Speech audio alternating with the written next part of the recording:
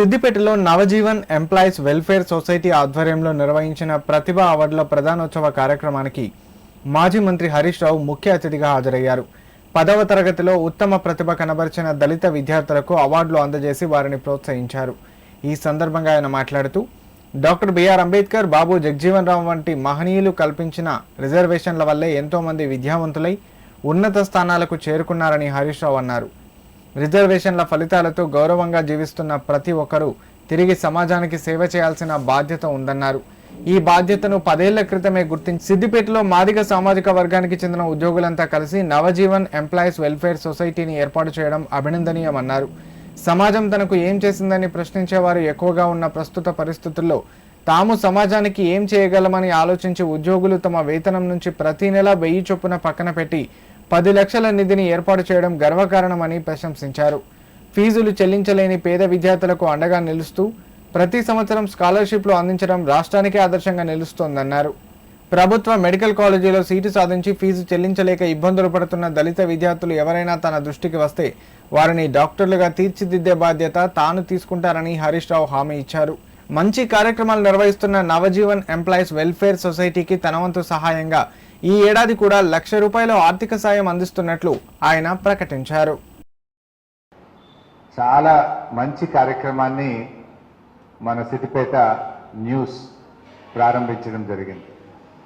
Navjivan employees organisation ఏదైతే ఉందో welfare society, Navjivan employees welfare society, doctor Babasaheb Ambedkar గారు, బాబు జగజీవన్ రామ్ గారు ఈ దేశ నిర్మాతలు, రాజ్యాంగ నిర్మాతలైనటువంటి వారు కల్పించిన రిజర్వేషన్తో మేము చదువుకున్నాం, మేము ఉద్యోగాలు చేస్తున్నాం, మేము ఒక ఉన్నతమైన స్థానంలో ఉన్నాం. మరి అంబేద్కర్ గారు ఇచ్చిన రిజర్వేషన్తో మేము పెరిగి పెద్దగా ఈరోజు సమాజంలో గౌరవంగా బతుకుతున్నాం.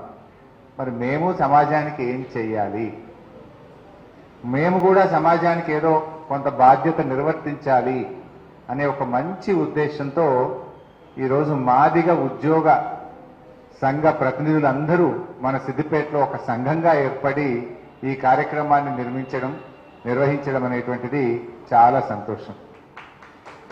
చాలా మంది నాకేం చేస్తారు, నాకు సమాజం ఏం చేసింది, నాకు ప్రభుత్వం ఏం చేసింది అని అడిగే వాళ్ళే ఎక్కువ ఉంటారు.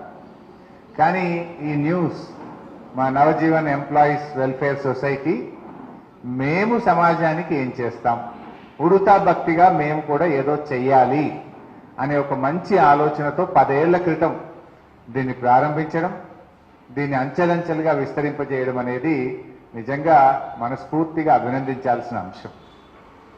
అవార్డు ఎంత గొప్పది, ఎన్ని డబ్బులు ఇచ్చారన్నది ముఖ్యం కాదు.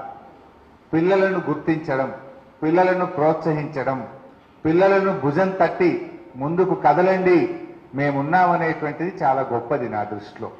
డబ్బు ముఖ్యం కాదు.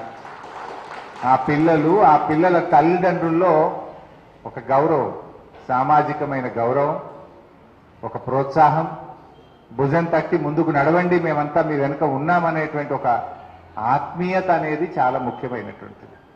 అది ఒక మంచి కార్యక్రమం ఈరోజు చేస్తూ ఉన్నారు. నిజంగా Siddipet is model for everyone. ఏ ఒక్క మంచి కార్యక్రమం జరిగినా దానికి నాంది మన సిద్దిపేటే ఉంటుంది. నాకు తెలిసి 10 ఏళ్ల క్రితం మాదిగ ఉద్యోగులు ఒక సంఘంగా ఏర్పడి ఇలాంటి కార్యక్రమం బహుశా రాష్ట్రంలో ఎక్కడన్నా చేస్తున్నారంటే అది సిద్దిపేటలో అయి ఉంటుంది. అట్లా అనేక మంచి కార్యక్రమాలకు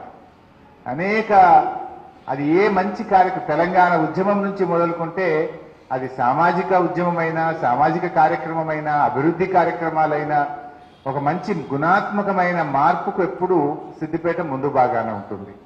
అలాంటి ఒక మంచి కార్యక్రమం మన న్యూస్ ఆధ్వర్యంలో జరుగుతూ ఉంది. మరి ఈ సందర్భంగా మా నవజీవన్ ఎంప్లాయీస్ వెల్ఫేర్ సొసైటీకి ఈ సంవత్సరం కూడా మరొక ₹1,00,000 నేను నా తరఫున డొనేషన్ కూడా అందిస్తా. దాన్ని కూడా డిపాజిట్ చేసి ఇంకా బాగా ఈ కార్యక్రమాన్ని చేయాలని చెప్పి పేదలకు, నిరుపేద పిల్లలకు ఉపయోగపడే విధంగా ఉపయోగించాలని చెప్పి కూడా నేను కోరుకుంటా ఉన్నాను.